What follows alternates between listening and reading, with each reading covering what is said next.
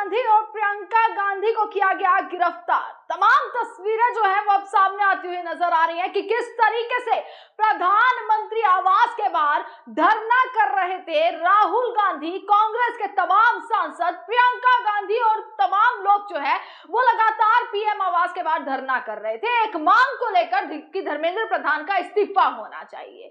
पर देखिएगा कि कैसे विडंबना है कि सरकार को धर्मेंद्र प्रधान का इस्तीफा मंजूर नहीं है, बाकी डिटेन करना, गिरफ्तारियां करना, लाठियां चलवाना, ये सरकार सब कुछ कर सकती है। नेता प्रतिपक्ष को जमीन पर घसीटा गया। किस तरीके से प्रियंका गांधी एक सांसद है, उनको किस तरीके से पुलिस धक्के मारती हुई बसों में भरती हुई नजर आ रही है।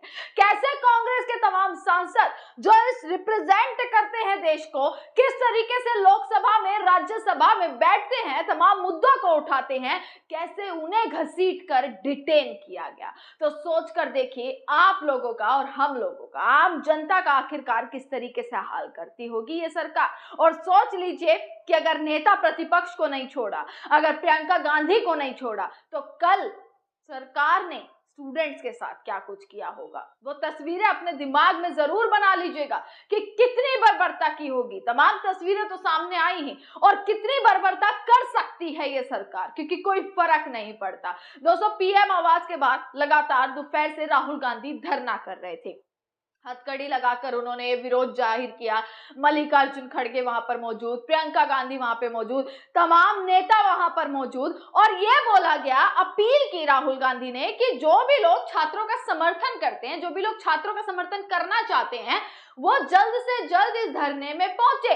और जैसे ही लोगों का वहां पर पहुंचना शुरू हुआ, क्योंकि दोस्तों राहुल गांधी अगर कॉल दें और ऐसा लोग ना आए, ऐसा हो नहीं सकता है, कांग्रेस के कार्यकर्ता तक फटाफट वहां से पहुंचे, आम लोग वहां तक पहुंचने लग गए, छात्र वहां तक पहुंचने लग गए, राहुल गांधी को देखने, राहुल गांधी को सुनने, उनका समर्थन देने के लिए। पर देखिए कि कैसे कुछ चंद घंटों के भीतर भीतर कैसे राहुल गांधी को पुलिस घसीटते हुए ले जा रही है। एक अकेले नेता प्रतिपक्ष कैसे 7 से 8 पुलिस वाले उन्हें घसीटकर उन्हें बसों में भरने का काम कर रहे हैं। और यही हाल प्रियंका गांधी का हुआ, यही हाल तमाम सांसदों का हुआ है पीएम आवास के बाहर, जो लगातार धरना कर रहे थे, जो लगातार स्टूडेंट्स के समर्थन में आवाज उठा रहे थे। और दोस्तों, संसद में राहुल गांधी बार बार कल से यही चीज कह रहे हैं कि संसद में छात्रों के साथ जो बर्बरता हुई है, जो लाठीचार्ज हुआ है, उस पर आवाज उठानी चाहिए।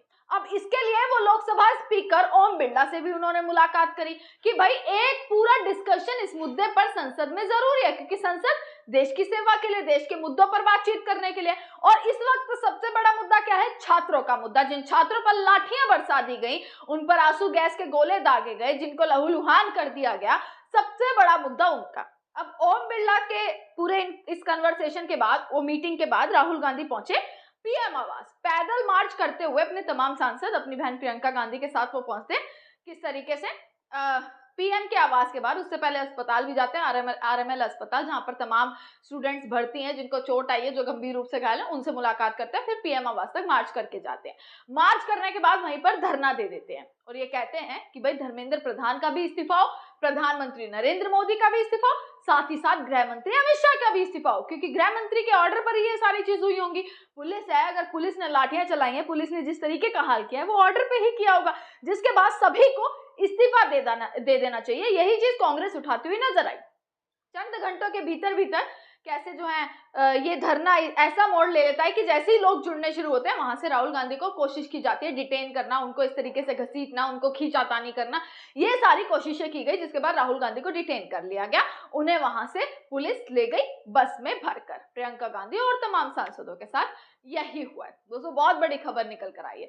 अब इस खबर के बीच ना एक बहुत बड़ा प्रश्न यहाँ पर खड़ा हो जाता है कि अगर राहुल गांधी के साथ ये सब हुआ है, अगर उन्हें कुछ भी हुआ, अगर जिस तरीके का रवैया रहा है सरकार का और पुलिस का उनके प्रति, उसके बाद उनके कार्यकर्ता हो, देश की जनता हो, कांग्रेस के समर्थक हो, स्टूडेंट्स हो, जिनके लिए वो लड़ाई लड़ रहे हैं, स्टूडेंट्स हो, अब वो कितने जो है इस चीज पर आक्रोशित हो जाएंगे, कितनी आक्रोश भरी वो उनकी आवाज होगी, ये बहुत बड़ी चीज हो जाएगी। ये देखना होगा कि क्या कुछ होगा, क्योंकि जंतर मंतर पर भी लगातार अब धरना प्रदर्शन वो एकदम शुरू हो चुका है। सभी की सभी भीड़ वहां पर एकदम से वापसी पहुंच चुके हैं, तमाम स्टूडेंट्स वहां पर पहुंच चुके हैं। और इसके बाद प्रश्न उठता है कि राहुल गांधी का डिटेन होना, इधर से जंतर मंतर पर जो कुछ हुआ, जिस तरीके की चीजें करी है पुलिस ने, उसके बाद प्रश्न यही उठ जाता है कि क्या कुछ आगे होने वाला है, क्या अब और आक्रोशित होने वाली हैं चीजें, क्या जो कल हुआ क्या उसके अलावा भी बहुत कुछ होना अभी बाकी है।